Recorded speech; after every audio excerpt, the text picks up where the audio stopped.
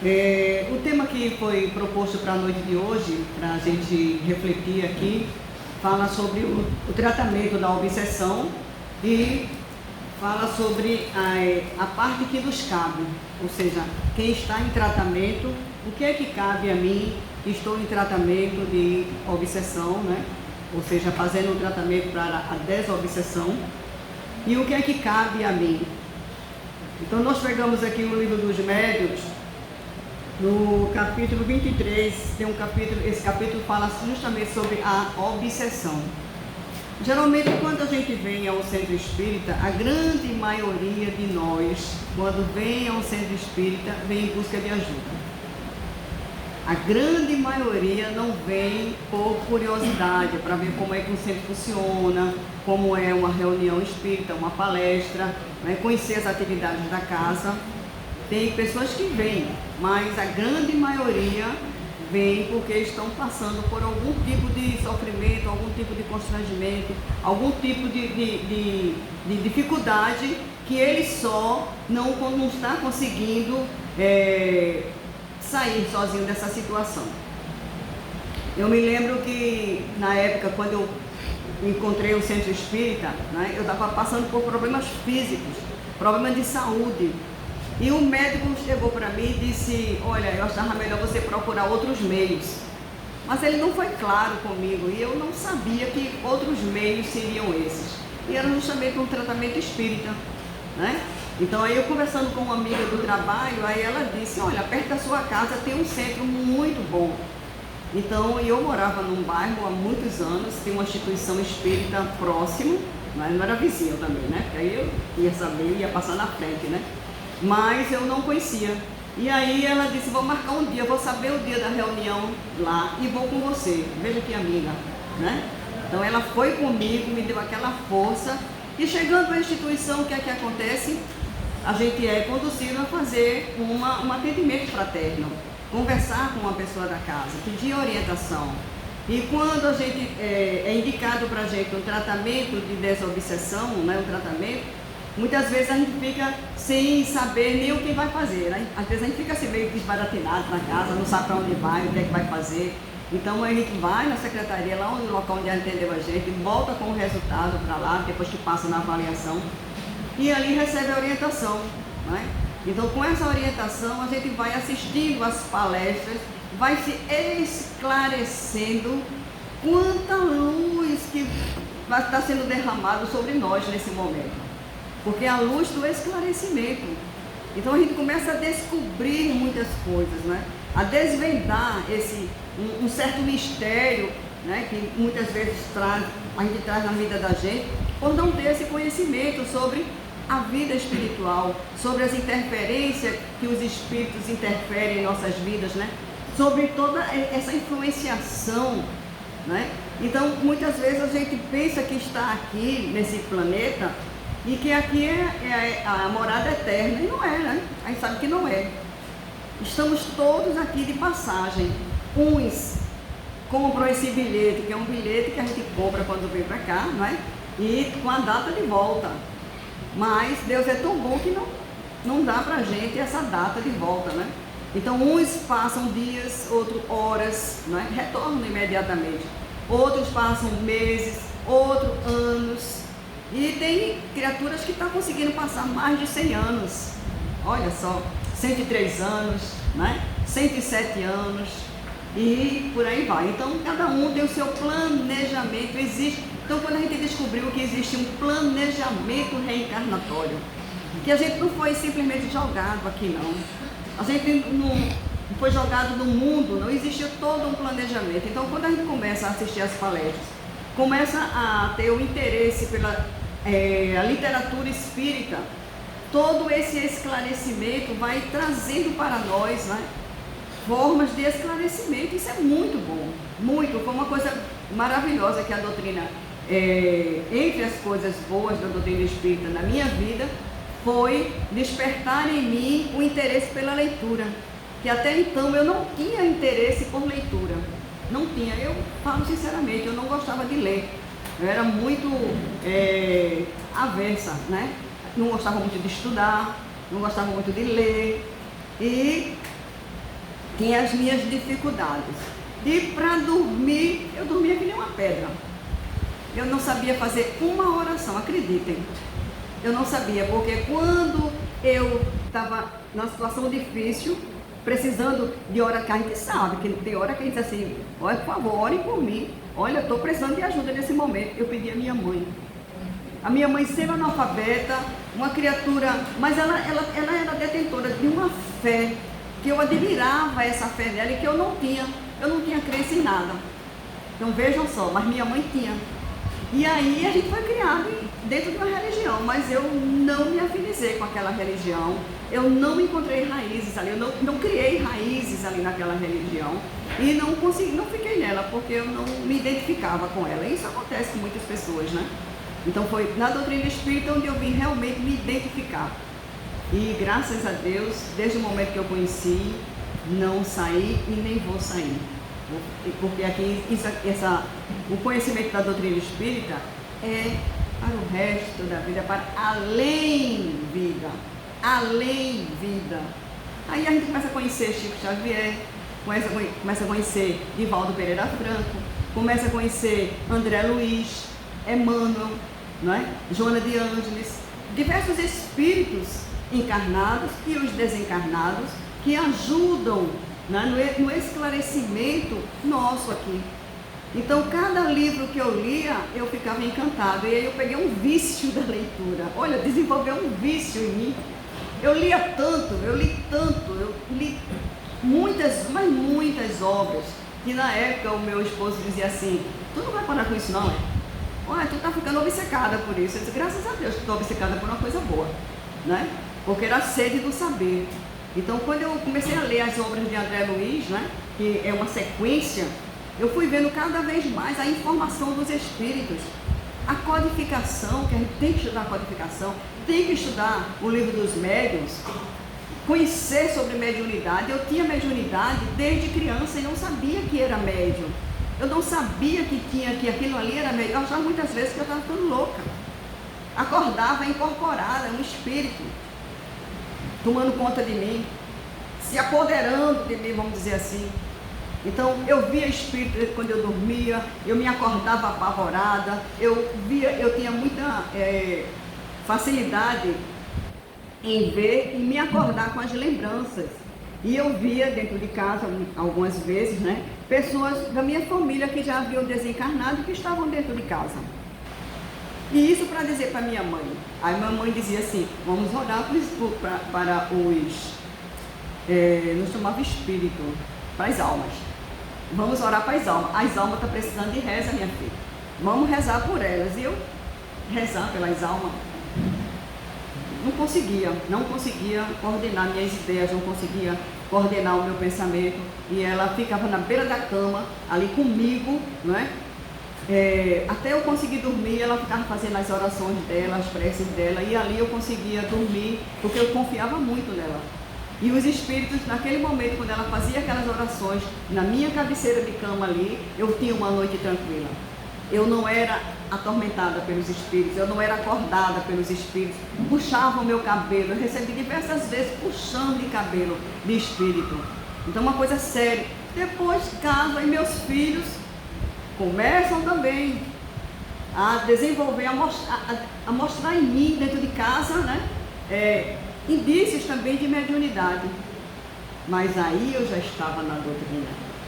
Levei-os para a evangelização, levei para o tratamento na casa espírita e ficaram até hoje.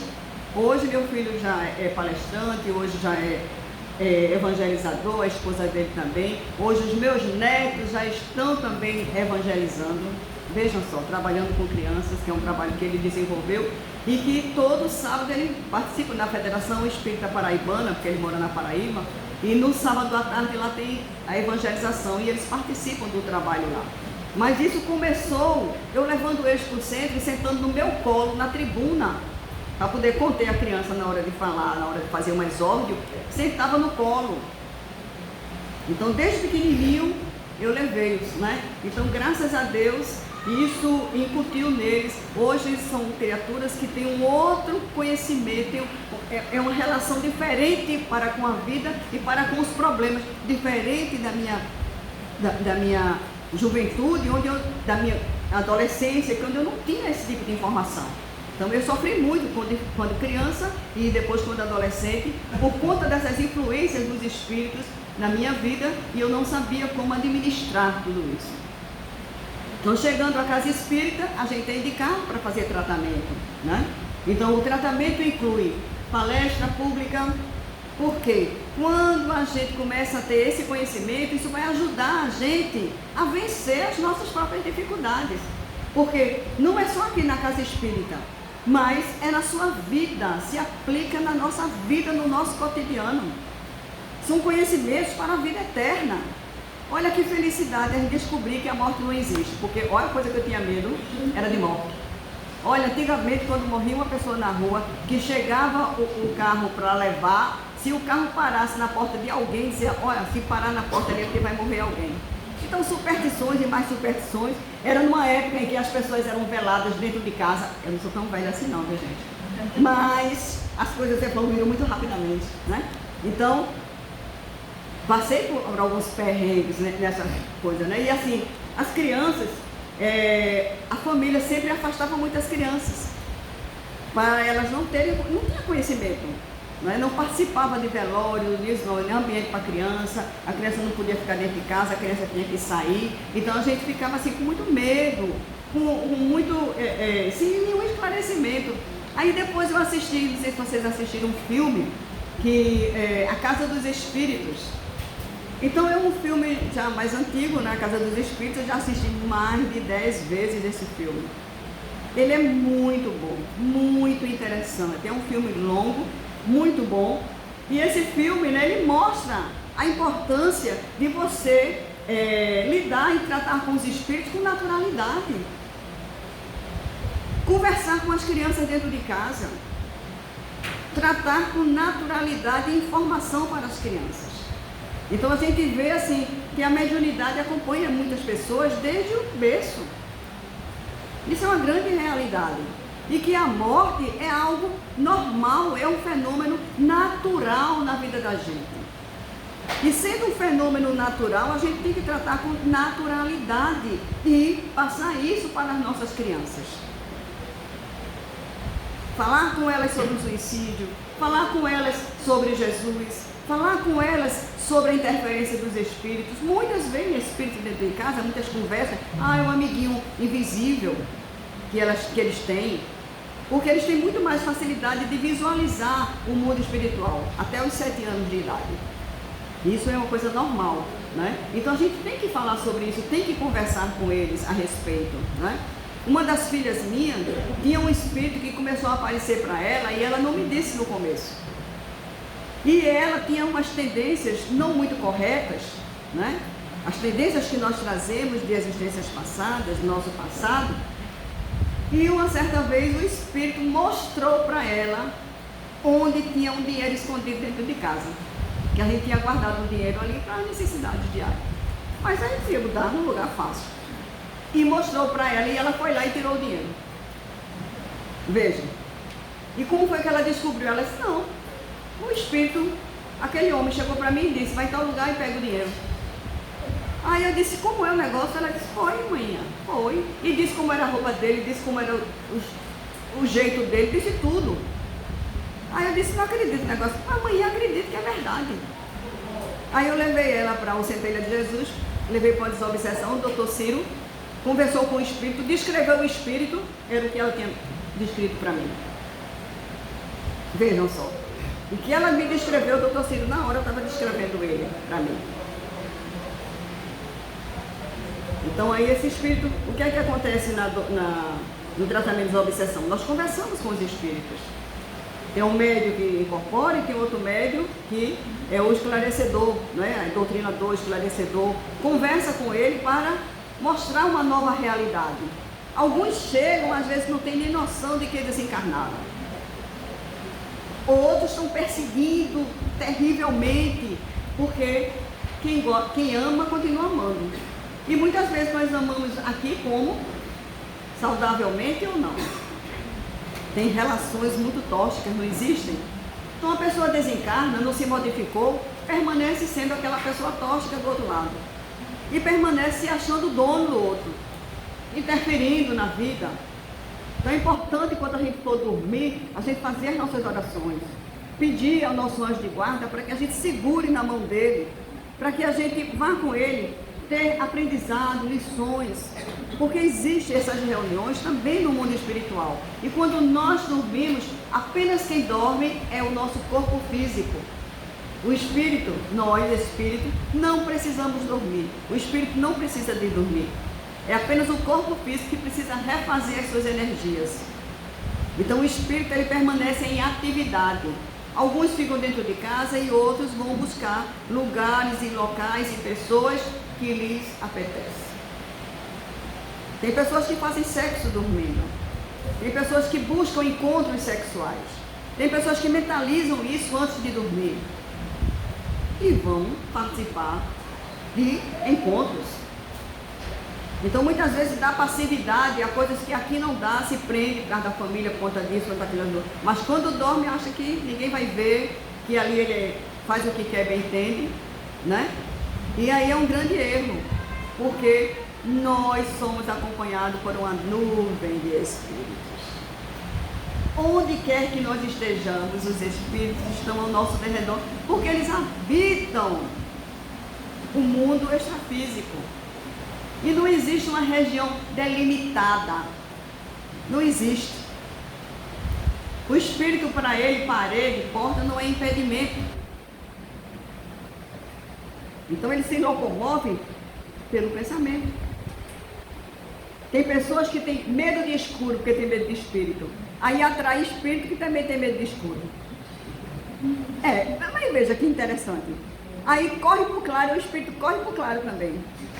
Porque o espírito também tem medo de escuro. Porque não se modificou. A morte não modifica ninguém. Tem um espírito de uma senhora que ela se apegou a uma cadeira de balanço dela, que era uma cadeira dela que ela tinha o maior ciúme, que era uma relíquia que foi da família e que não sei o que, coisa e tal e pererê. E aí ela tinha o maior ciúme, desencarna, continua o quê? O ciúme da cadeira. Então essa cadeira, a família se desfez, foi para um brechó, sabe? E vez por outra alguém via a cadeira se balançando sozinha. Olha, você sentava na cadeira dessa? Quem tem medo? Eu não tenho. Olha. Então aí, e outra coisa, aí alguém comprou uma cadeira, levou para casa, e quando sentava na cadeira começava a dar uma, sabe, era uma coceira, era uma coisa que ninguém conseguia. Foram fazer desobsessão para a cadeira? Não existe isso, né?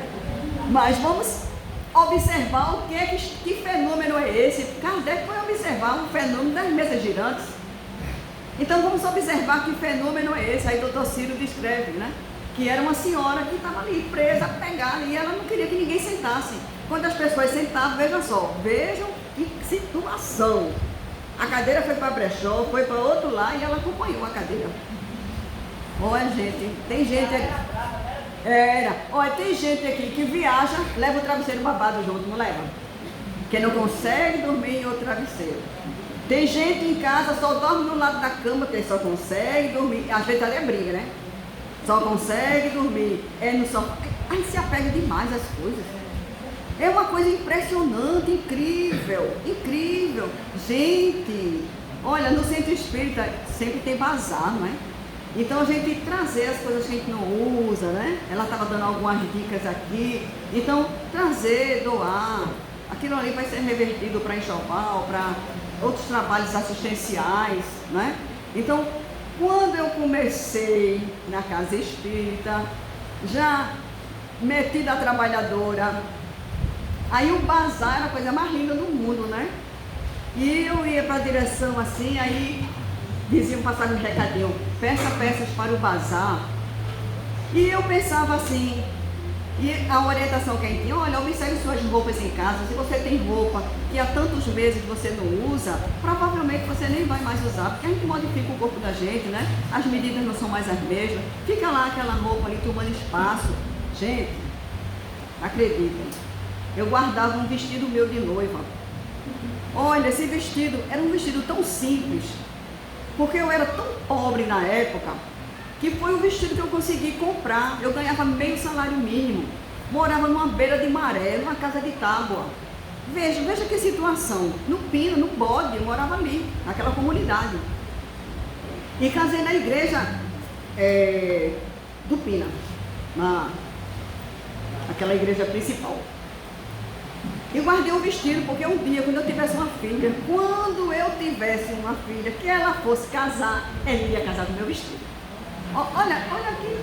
Quantas pessoas não pensam assim, vou guardar isso aqui, porque futuramente é enxovalzinho que a gente guarda, porque quando vem um netinho, outro neto, aí tem aquelas pecinhas que a gente guarda, isso é apego da gente, apego. E eu, como espírita, dispor. O exemplo tem que partir de onde? De nós, não é? Não tem que partir da gente? Tem que partir da gente. E a minha consciência começou a pesar. Meu Deus, aquele vestido lá no guarda-roupa, guardado ali. Rapaz, olha, eu via vez por outra no bazar que doavam vestido de noiva, doavam terno. E as noivas da comunidade, quando compravam, meu Deus, era uma felicidade. Aí eu disse, eu vou fazer uma boa ação. Olha, aí cheguei em casa, me decidi tirar o vestido e levar o vestido. Vocês acreditam que eu fui ser voluntária no bazar? Fui trabalhar no bazar para ver o vestido lá e quem ia comprar o vestido. E eu queria ver a felicidade da noiva em comprar o meu vestido. Pois bem, o vestido estava lá pendurado. Sabe o que aconteceu? Venderam todas as peças, menos o vestido. Gente, eu fiquei tão assim, eu fiquei pensando, né? Aí o pessoal, vamos guardar esse trambolho. Ai, doeu, foi assim, uma alfinetada. Eu não vou nem dizer uma alfinetada no meu coração. Aí guardaram o vestido, daqui a 2 meses, novo bazar. Eu digo, voluntária para o bazar, vou trabalhar no bazar de novo, no sábado de manhã, mas a mim, agora sem dizer nada para ninguém, né? Porque como a nossa irmã está fazendo aqui a caridade, a gente não pode mostrar, não é? Fazendo as coisas. Então ninguém sabia que o vestido tinha sido meu, a doação minha, né? Eu calada, achando que tinha feito a maior doação do mundo, porque para mim foi um esforço muito grande me desfazer daquele vestido. Pois bem, no segundo mês, vazar. Opa, é agora que vai encontrar uma noiva feliz, que... Gente, novamente a cena se repetiu. Vendeu tudo e o vestido sobrou.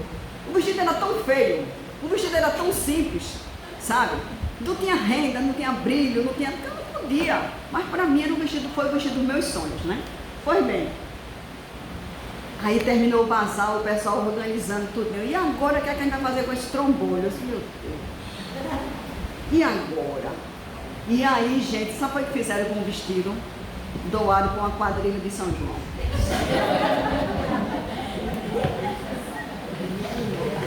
Foi. E eu fui para a Praça da Várzea ver a festa de São João. Cadê a noiva vestida com o meu vestido? Fiquei rindo. Do jeito que vocês estão rindo, eu fiquei rindo também na hora.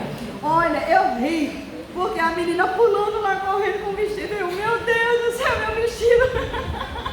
Serviu para alguma coisa, alegrou alguém, foi alegar uma festa. Então, vejam só, quanta importância a gente dá a determinadas coisas.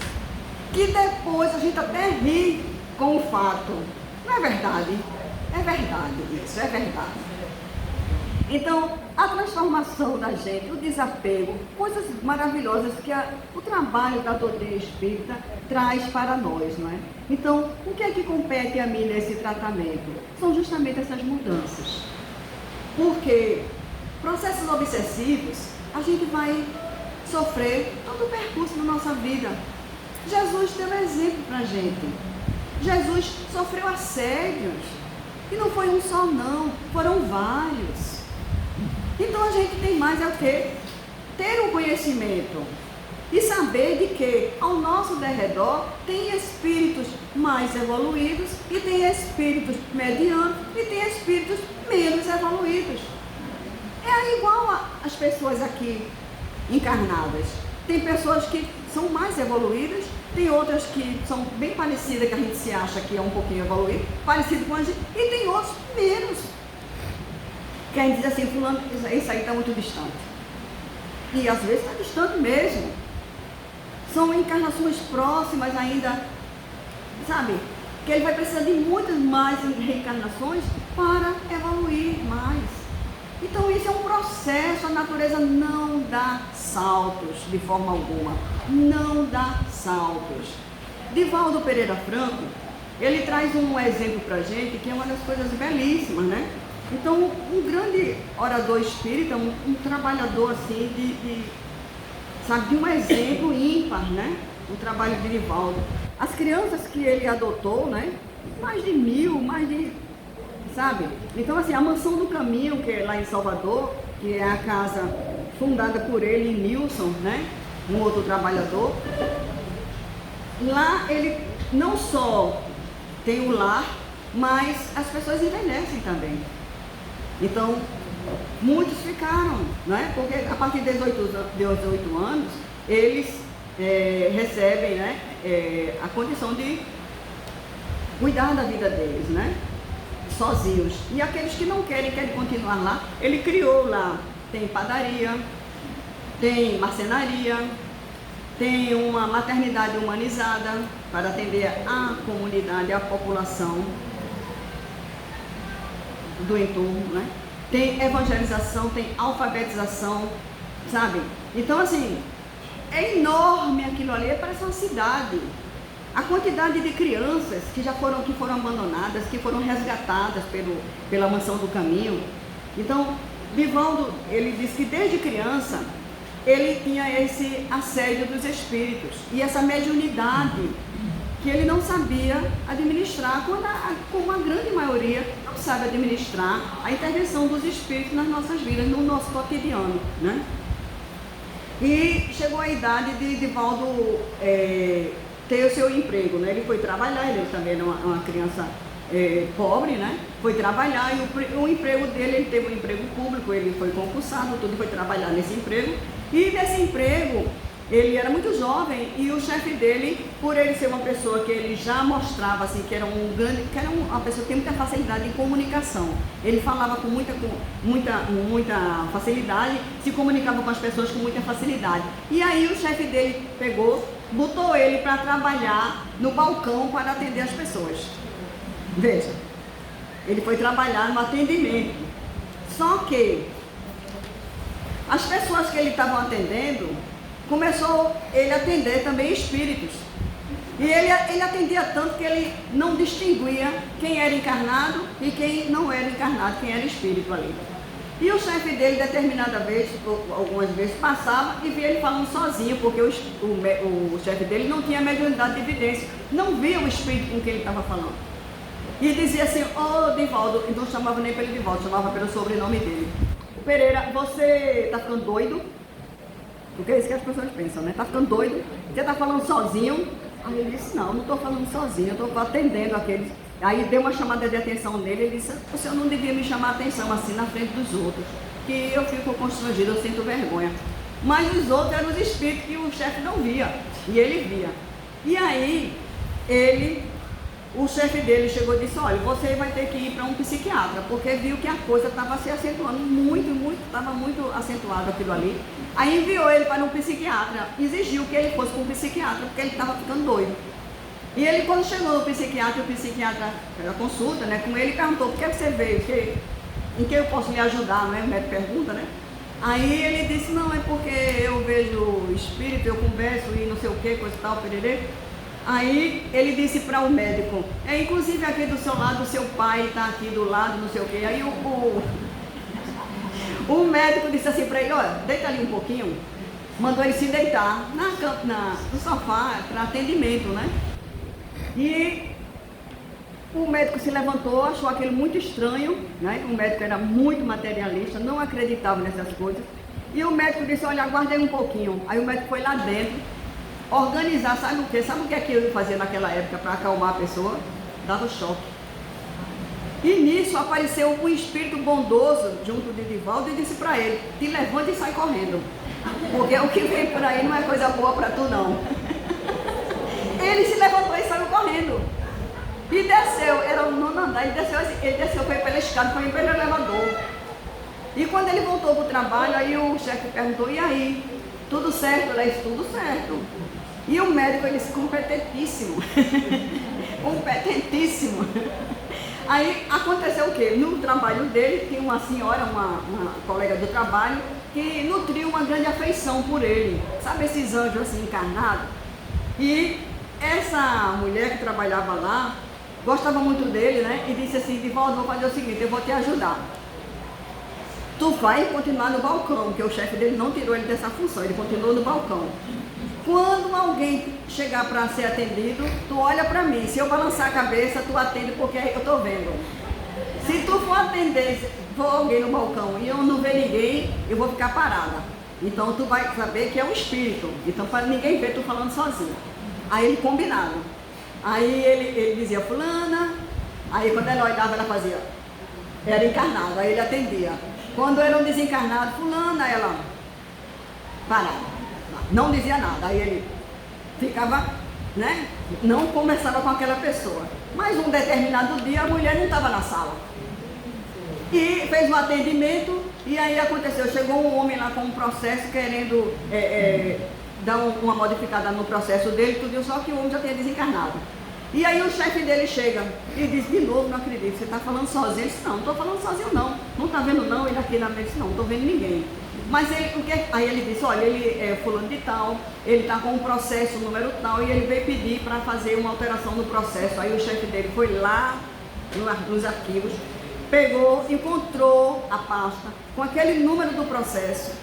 O homem já tinha morrido, a mulher do homem já tinha morrido, vê que processo. Aí o chefe dele traz a pasta, e aí Divaldo conta mais detalhes sobre o processo, que ele não. Aí ele até perguntou, você teve contato com o processo antes? Ele disse, não, ele está me mostrando aqui agora o número do processo. Eu nem sabia disso. Vejam só, quantos constrangimentos, quantos problemas ele enfrentou.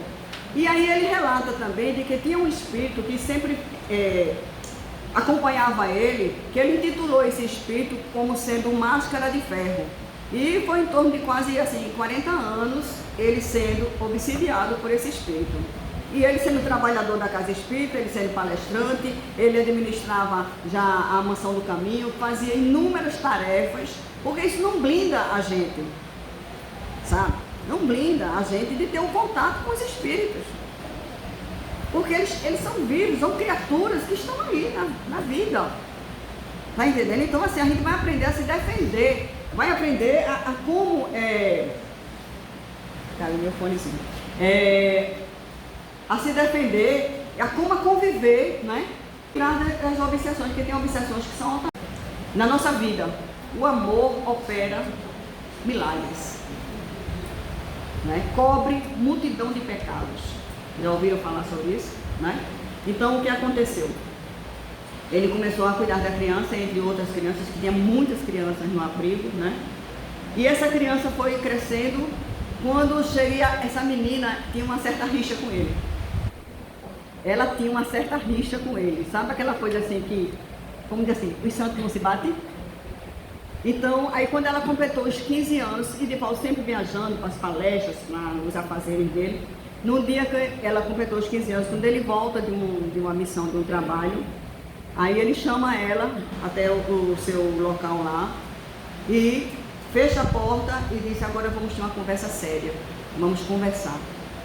E nessa conversa, ele perguntou para ela, por que você não gosta de mim? Eu só queria saber o motivo, eu não estou pedindo para você gostar de mim não, eu só quero saber o motivo por que você me odeia tanto, por que você não gosta de mim. Ela disse, não.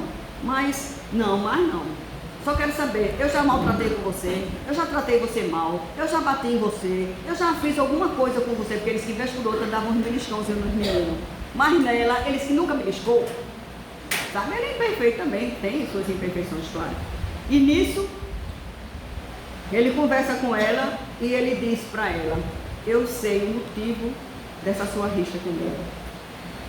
Em torno de 400 anos atrás, olha o que é a reencarnação, gente. Nenhum de nós está aqui pela primeira vez, não. Em torno de 400 anos atrás, né, nós nos conhecemos. O seu filho, que era o Máscara de Ferro, tinha cometido um delito e ele, sendo uma pessoa responsável naquele momento em determinar o que poderia ser feito como uma punição pelo delito que ele fez com que cumprisse a lei do momento. Só que ela, como mãe, não aceitou. E ela, depois de desencarnar, eles desencarnam, né? Depois de 400 anos se reencontram. Por isso que ele tinha tanto ódio de Divaldo. E ela também nutria esse ódio, porque ela perdeu praticamente o filho e ela culpava Divaldo. Só que Divaldo não teve culpa, né? Assim. Então, hoje nós temos o quê? O direito humano, que muita gente é contra, né? Os direitos humanos, não é isso? Que os presos têm direitos humanos, as leis não podem ser tão severas ao ponto de o legislador achar que ele tem esse direito sobre isso. Não, as leis humanas vão. Então tem leis que são severamente aplicadas e vão pelos excessos. Então esses excessos, pela essa dureza do coração, em vez de provocar transformação nos seres, muitas vezes provoca o quê? Revolta. Ódio, tá entendendo? Então, nós ainda temos esse instinto, assim, ainda de muita vingança dentro da gente. A gente vê um malfeitor sendo punido, sendo julgado. Então, muitas vezes a justiça diz assim, eu quero só justiça. E a gente, que ainda é vingativo, diz assim, foi só 15 anos de cadeia, foi muito pouco. Ele tem que morrer na cadeia. A gente escuta isso ou não? Escuta. Porque a gente não acredita na transformação do ser humano. A gente não quer direitos para os criminosos. Na é verdade, se a gente pudesse, muita gente pedia o quê? O extermínio.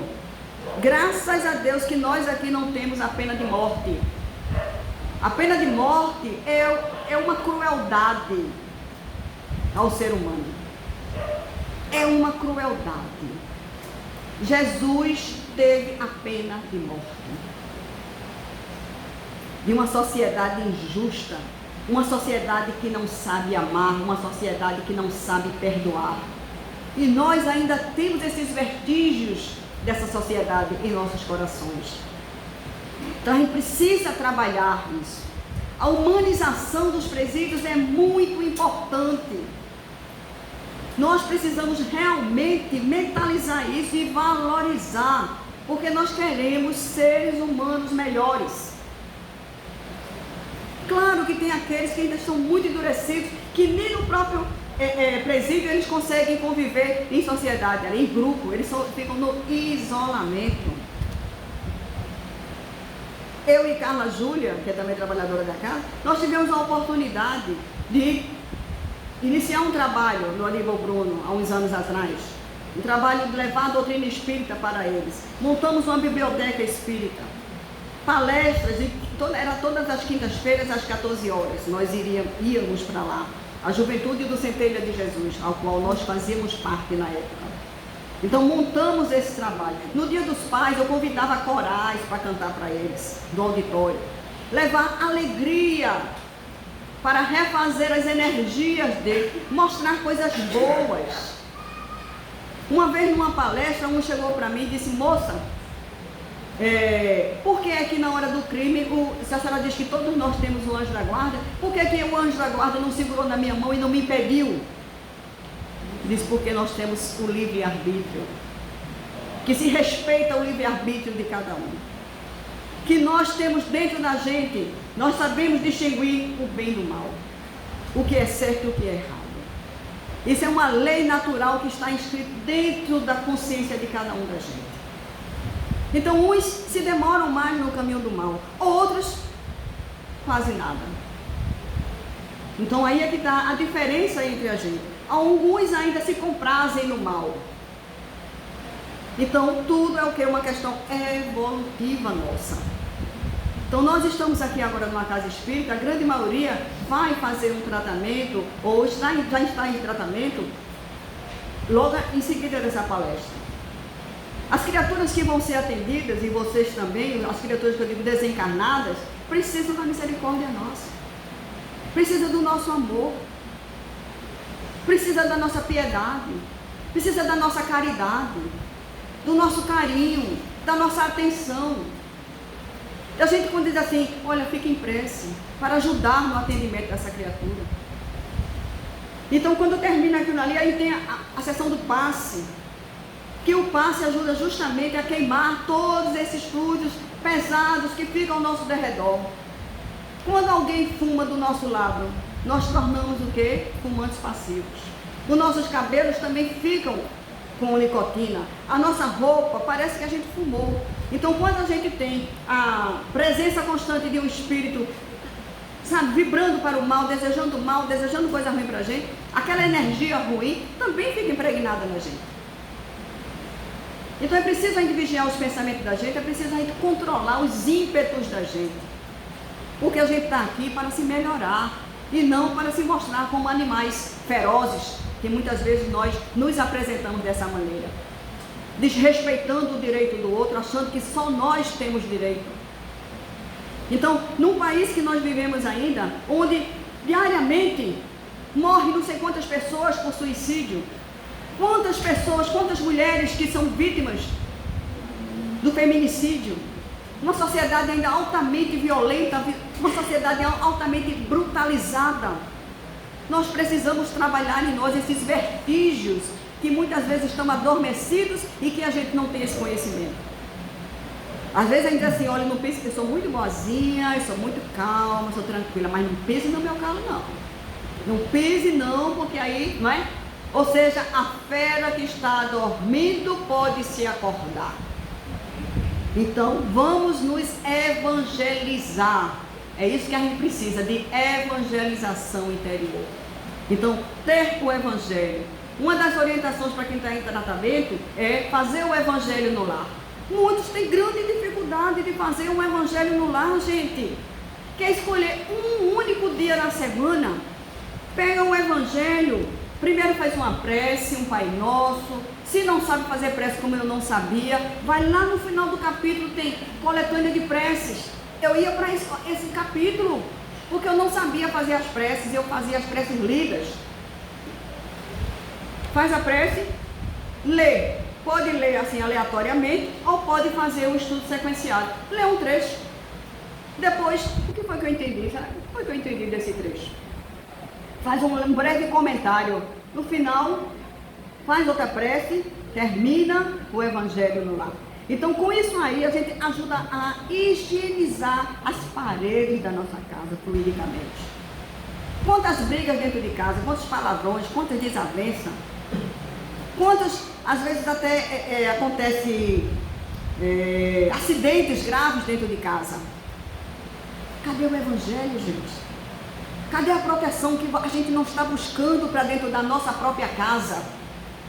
Quando uma família faz o evangelho no lar, se ela mora num prédio, o prédio todo ali fica beneficiado. O quarteirão fica beneficiado, gente. Veja a importância da gente fazer a prática do evangelho no lar. Se outras pessoas da família não quiserem participar, paciência, faça sozinho. E quem mora sozinho? Eu moro sozinho, eu faço só. Não, e aí? Qual o problema? Hoje tem virtual, eu convido uma amiga para compartilhar comigo. Vamos fazer o evangelho junto? Então a gente faz virtualmente o evangelho junto. Então ela também mora só, vamos fazer companhia, vamos juntar um grupo para fazer o evangelho no lar. Hoje é o que mais tem no YouTube. Fazer o evangelho. Meu filho, quando ele precisou viajar a passeio, aí ele disse, mãe, você pode ficar com os meninos, eles eram crianças ainda. Aí eu disse, posso, mãe, não esqueça que no domingo, de 9 horas, nós temos o evangelho. Não se preocupe não, meu filho, eu vou fazer o evangelho com eles. E naquele dia, naquele horário, fiz o evangelho. Filmei, botei no YouTube, o evangelho com a participação de crianças. Como conduzir o evangelho com crianças pequenas. Que tipo de literatura? Então ele já tinha os livros apropriados para as crianças pequenas. Hoje os meninos já estão com 19 anos, com 17 e com 16. Os três dele. Permanecem toda semana fazendo o evangelho no lar.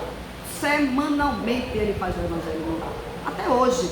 Então é uma prática que já se solidificou naquele lar. Então não tenham receio, não fiquem inibidos. Vençam a dificuldade, deem o primeiro passo, porque o benefício é para vocês, o benefício é para a sua família, o benefício é para o seu prédio, o benefício é para o quarteirão que você mora. Então vamos agradecer a Deus, não é? Agradecer a Jesus. Então o que nos compete no tratamento foi dado diversas dicas, né? Então a transformação é a mais importante. E a prece. A prece é a nossa aliada, sabe? Não existe um meio mais eficaz de combater uma obsessão do que através de uma prece. Ore, peça forças a Jesus para resistir a uma tentação, para resistir a um mal, para vencer as dificuldades do nosso dia a dia. Bendito hoje os grupos de WhatsApp. Hoje a gente vai fazer uma cirurgia, a gente faz, olha, amanhã eu vou fazer uma cirurgia, vou pedir preces, vocês por favor se reúnam, façam orações, façam vibrações, e as pessoas começam a fazer vibrações. Fazer em coletividade, em grupos, grupo de família, grupo de amigos, a gente não vê tanto hoje nos grupos, né? Façam orações, olha, eu estou precisando, fulano está precisando de oração. Então a gente faz isso porque quanto mais se ora, não é? Número maior de pessoas, maior o número de vibração. Mas a gente fortalece isso. Isso é uma grande verdade. Jesus disse, onde tiver 2 ou mais, ou 3, ou quantas pessoas tiverem aí meu nome, aí eu estarei. Então convidem Jesus para pernoitar no lar de cada um da gente, cada um de nós. E ele vai pernoitar, sim, com certeza. Muita paz, muito progresso, muito trabalho e desprendimento, gente, na vida da gente. A gente precisa para sofrer menos. Que Jesus nos abençoe.